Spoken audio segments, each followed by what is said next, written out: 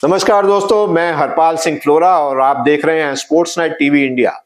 खेल मंत्री मनसुख मंडाविया ने 21 जनवरी को सभी मान्यता प्राप्त खेल संगठनों और भारतीय ओलंपिक संघ से बातचीत करने के लिए दिल्ली के मेजर ध्यानचंद नेशनल स्टेडियम में एक मीटिंग बुलाई थी। इस मीटिंग की जानकारी सभी संगठनों को, सभी संबंधित लोगों को 15 जनवरी को ही दे दी गई थी।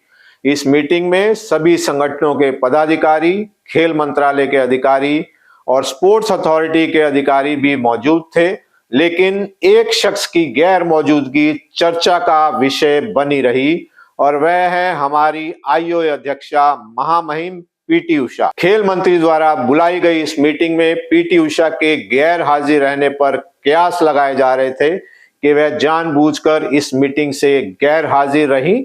हमने जब इस बारे में पीटी उषा के ऑफिस से जानकारी मांगी तो हमें बताया गया कि वह संसदीय समिति के दौरे पर हैं।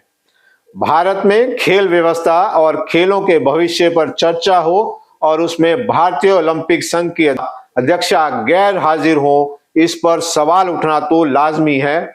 या तो पीटी उषा ने इसको गैर जरूरी समझा या खेल मंत्रालय को पीटी उषा के होने या ना होने से कोई फर्क नहीं पड़ता, क्योंकि खेल मंत्रालय ने 6 दिन पहले मीटिंग की जानकारी सबको भेज दी थी। तो पीटी उषा को चाहिए था कि वह खेल मंत्री से बात करके उन्हें जानकारी देती कि वह उस दिन संसदीय दौरे पर हैं और मीटिंग में नहीं पहुंच सकती। इसलिए इस मीटिंग को किसी अगली तारीख में रखा जाए जिस दिन वह उपलब्ध हो।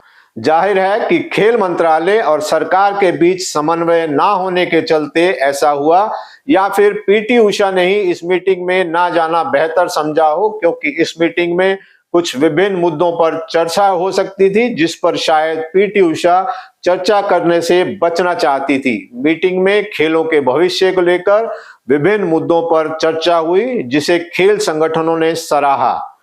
खेलों के भविष्य पर चर्चा हो जिसमें सभी भागीदार मौजूद हो, तो भारतीय ओलंपिक संघ अध्यक्ष का होना भी जरूरी था। जैसा कि आप जानते हैं कि पिछले लगभग 1 वर्ष से पीटी उषा और भारतीय ओलंपिक संघ के ईसी मेंबर्स के बीच जोरदार खींचतान चल रही है। स्थिति इतनी खराब हो चुकी है कि ईसी मेंबर्स ने पीटी उषा के खिलाफ अविश्वास प्रस्ताव लाने की तैयारी भी कर ली थी।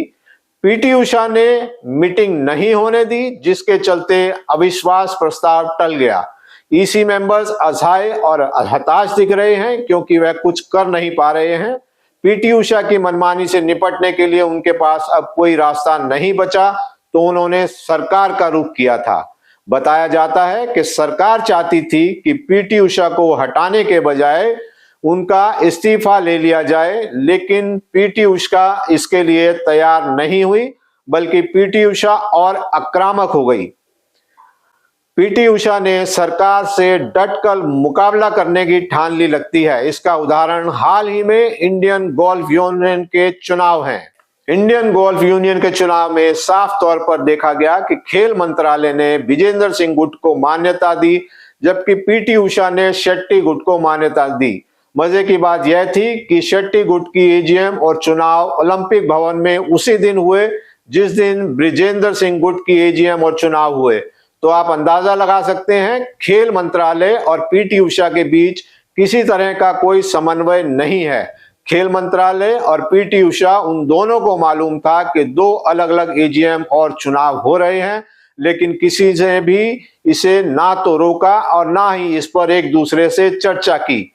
होना यह चाहिए था कि भारतीय ओलंपिक संघ और खेल मंत्रालय इस पर आपस में चर्चा करते और एक ही एजीएम होती, एक ही चुनाव होते, लेकिन ऐसा नहीं हुआ। 28 दिसंबर को खेल मंत्रालय ने ब्रिजेंद्र सिंह गुट को मान्यता का पत्र जारी किया, तो उसके 2 दिन बाद पीटी उषा ने हरीश कुमार शेट्टी गुट को मान्यता का पत्र जारी कर दिया, बावजूद इसके कि वो जानती थी कि खेल मंत्रालय ने ऐसा पत्र जारी किया है। जिसके बाद खेल मंत्रालय ने पीटी उषा को एक पत्र लिखा। यह सब देखकर साफ होता है कि पीटी उषा दबने या झुकने के लिए तैयार नहीं है।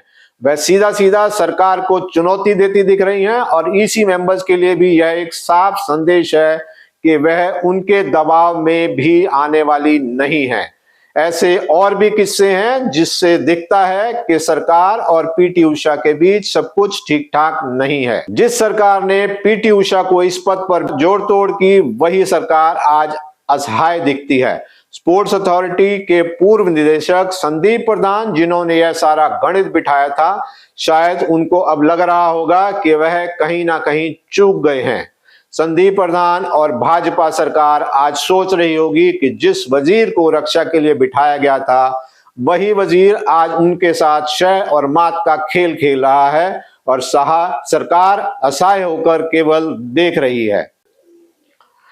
इस सब विवाद को देखते हुए लगता नहीं था कि नेशनल गेम्स हो पाएंगे, लेकिन खिलाड़ियों का सौभाग्य है कि उत्तराखंड के मुख्यमंत्री और इंडियन ओलंपिक संघ के पूर्व महासचिव राजीव मेहता की कोशिशों से ये संभव हो पा रहा है और 28 तारीख से जो है वो नेशनल गेम्स होने जा रहे हैं।